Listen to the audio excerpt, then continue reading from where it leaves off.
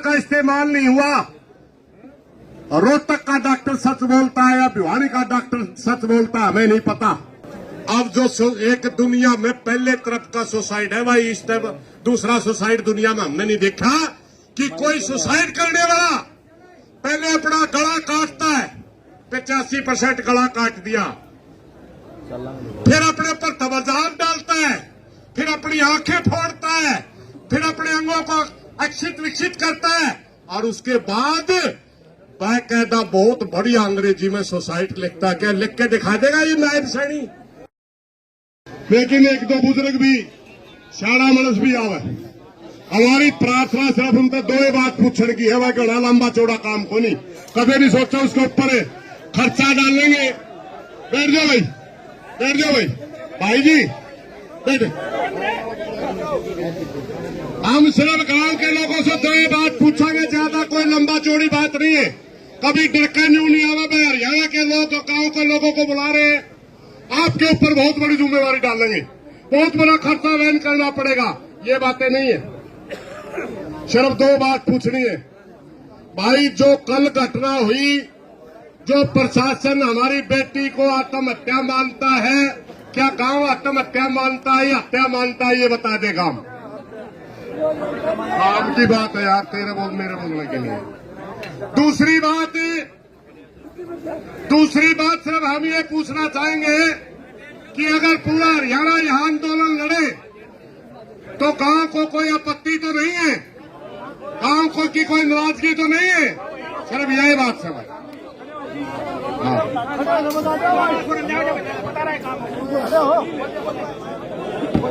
कोई आपत्ति नहीं है जी, पूरे गांव के सामने, यहाँ पे सभी के सामने बोल रहे हैं, पूरे गांव की तरफ से खुली चैलेंज है कि कोई आपत्ति नहीं है गांव को, और पूरा गांव साथ में है।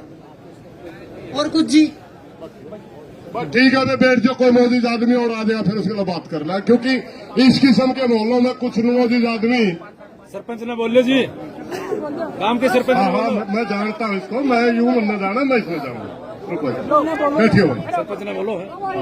एक मिनट बैठन देना, और तो पानी पास दे भाई, एक मिनट सुनियो भाई। आराइन बालका ने एक मिनट साइड में आने दो, एक बात करना चाहूंगा मैं जनता से।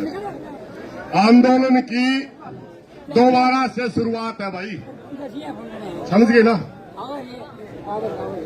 और आंदोलनों की ये डिमांड होती है कि जहां से आंदोलन बिगड़ना शुरू हो, वहीं से हम आंदोलन को बढ़ाने की शुरुआत करें। सबसे पहले पूरी पंचायत के सामने मैं 2-4 बातें रखूंगा भाई, और आप पूरे होश हवास में बताना। यूं नहीं कि भाई एक ने हाथ खड़ा कर दिया, दूसरे ने भी हाथ खड़ा कर दिया, तीसरे ने भी, समझ में नहीं आवा तो नाट भी सको। कल जो प्रशासन की तरफ से बयान आया, क्या ये पंचायत उस बयान को जायज मानती है, नाजायज मानती है? नाजायज मानती है ना, क्योंकि अब सुनने में सीआईडी वाले भाई भी सुनते होंगे नाजायज क्यों मानने आड़े पाया करे, क्योंकि उनकी ड्यूटी है। अपने आकाओं के पास बात भेज दो, हम नाजायज क्यों मानते हैं, कारण भी होगा। हमारी बेटी के साथ जो घटना हुई, उसका एक पोस्टमार्टम होता है भिवानी के अंदर, और भिवानी के पोस्टमार्टम के अंदर सोशल मीडिया में कमेटी के लोगों के ही बयान चलते हैं कि 85% हमारी बेटी का गला काटा गया था, मात्र 15% बच रहा था। यही चला था ना? गला काटने के बाद ये बात चली कि उनके ऊपर तेजाब फेंकी गई थी, यही आई थी ना? तीसरी बात चली थी कि उनके गुप्त अंगों के साथ भी छेड़छाड़ की गई थी, उनकी बच्चादानी गायब थी, ये भी चली थी ना?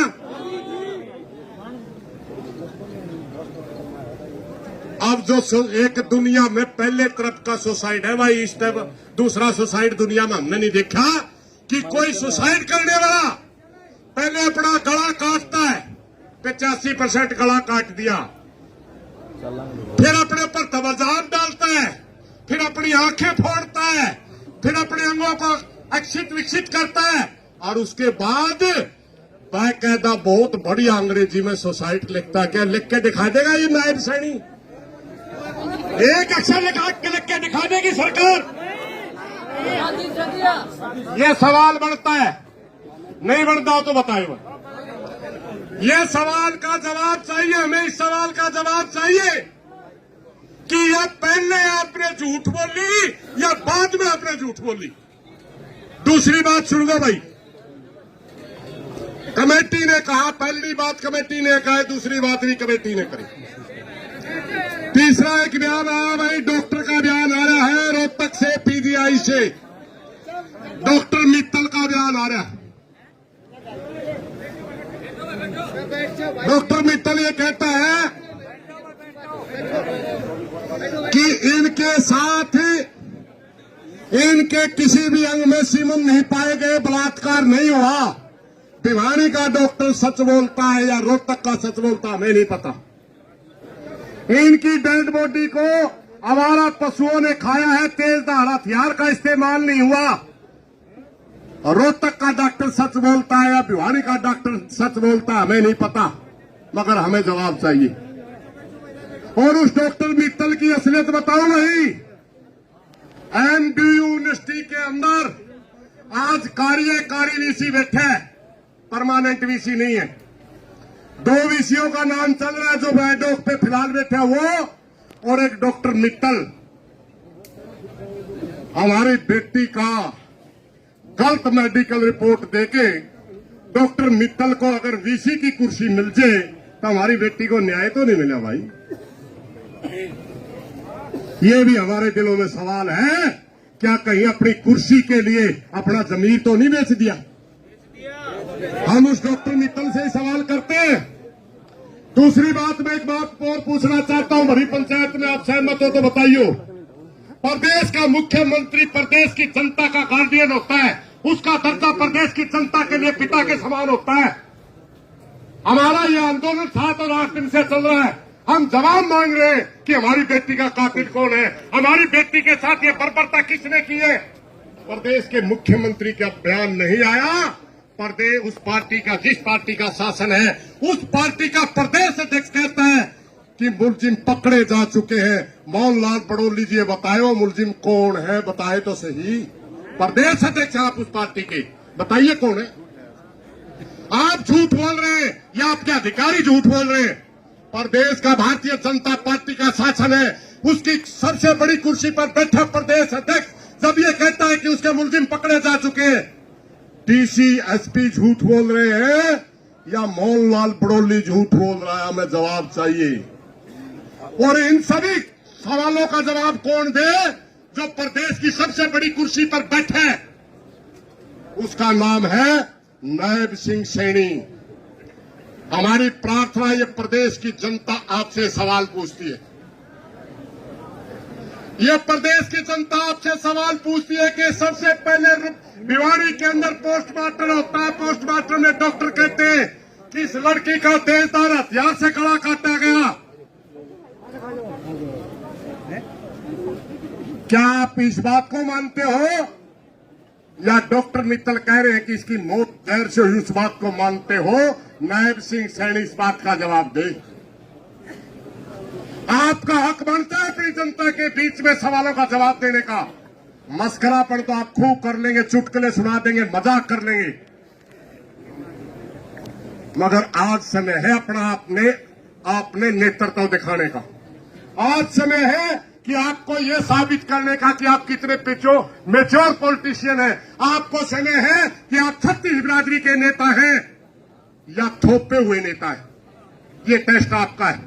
और मेरी नायब सिंह सैनी से भरी पंचायत में माइक से ये प्रार्थना भी है, गड़ा पिछलंगू ना बना भाई, सच्चाई बोलते तना सारी बातें का मेरा पिछलंगू ना बने। किसी कोई भिवानी का नेता आपको अगर उंगलियों पर नचा रहा है, नाचना छोड़ दे, वरना इतिहास के अंदर आपका गद्दार मुख्यमंत्रियों में नाम आएगा।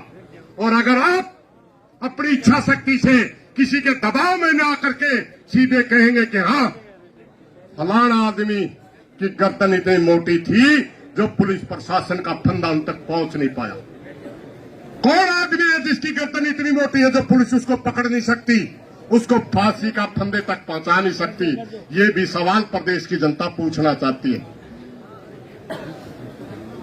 भाइयों, इन्हीं सवालों के साथ मेरी एक प्रार्थना है, जो नौजवान साथी यहां आए गांव के, बहुत बढ़िया, दो बात याद रखियो। एक भाई बोल रहा हम सुना, फिर उठ उठ कर चल पड़ा। लाखों की सेना बिना अनुशासन के हार जाया करती, और अनुशासन में छोटी सेनाएं भी जीत जाया करती हैं। सबसे पहले तो प्रशासन के अधिकारियों से हमारी प्रार्थना है, डीसीएसपी से भी, आप जबरदस्ती दाग लगाने की कोशिश ना करें, दाह संस्कार करने की कोशिश ना करें। यहां पंचायत में हो सकता है आपको दबाव में आपने कोई गलती कर दी हो। जब तक गांव संतुष्ट नहीं होता, जब तक ये क्षेत्र संतुष्ट नहीं होता, एरिया संतुष्ट नहीं होता, अगर आपने दाह संस्कार की कोशिश की तो पूरे हरियाणा को जाम कर देंगे। ये याद रखना डीसीएसपी। रुको भाई, ये सिर्फ फैसला नहीं है, ये फैसला नहीं है, फैसला कमेटी करेगी। ये है हमारी तरफ से चेतावनी, और प्रशासन को, शासन को इस बात का पता भी है, अगर हम यहां से बोल लेंगे तो जाम करने की अक्षमता भी रखते हैं। इसलिए कौन ही बनी भाई हमें तो तेरे नेतृत्व में चला लेंगे, तो कोई बात नहीं, तो चिंता ना करे, कोई भी भाई आगे लगो, मैंने कोई दिक्कत नहीं। दूसरी बात यह है भाई, दूसरी बात यह है, सबसे पहले प्रशासन यहां के स्थानीय लोगों से संपर्क करे और यह बताए कि आप पहले वाले स्टैंड पे खड़े हो या पंचायत की बात सुनना चाहते हो।